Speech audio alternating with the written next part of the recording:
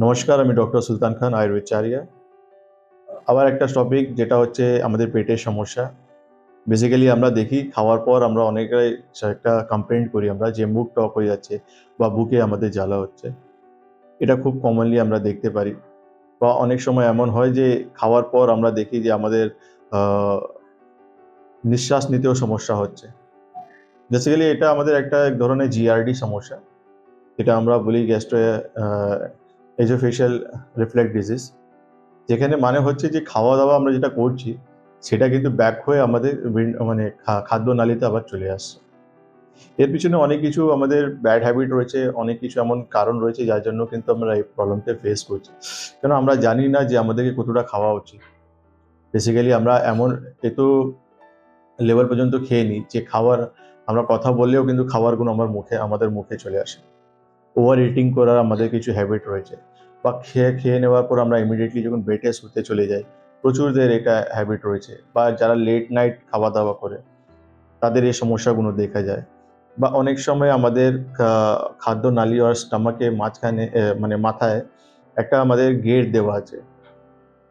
সেই গেটটা কিন্তু অনেক সময় কিছু কারণের জন্য যখনই আমাদের সমস্যা হয়ে যায় বা কোনো আ প্যাথোলজিক্যাল কোনো সমস্যা হয়ে যায়, সেখানে কিন্তু সেইটা ঠিকঠাক ফাংশন করে না, তখন আমরা এই সমস্যাগুলো দেখতে পাই।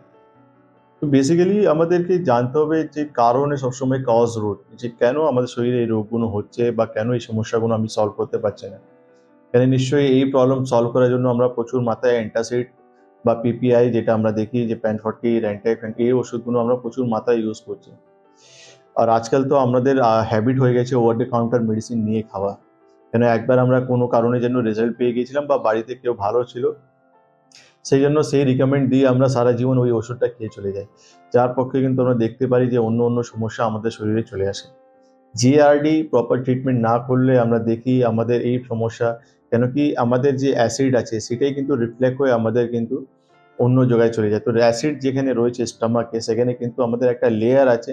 সেইজন্য আমরা স্টমাকে সেই প্রবলেমটা আমাদের হয় না। কিন্তু ওই অ্যাসিডটাই যখন আমার কিন্তু শ্বাসনলী খাদ্যনলীতে চলে আসবে, সেখানে কিন্তু আমাদের আলসার হওয়ার চান্সেস থাকে। কেন ওই অ্যাসিডে পিএইচ লেভেল 4 আছে।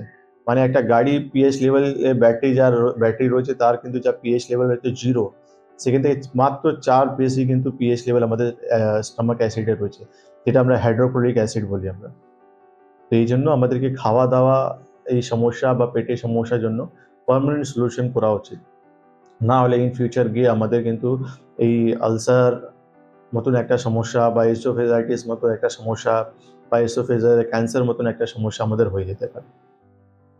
তো আই থিংক আমি আপনাদেরকে বোঝাতে পেরেছি এই সমস্যাটা।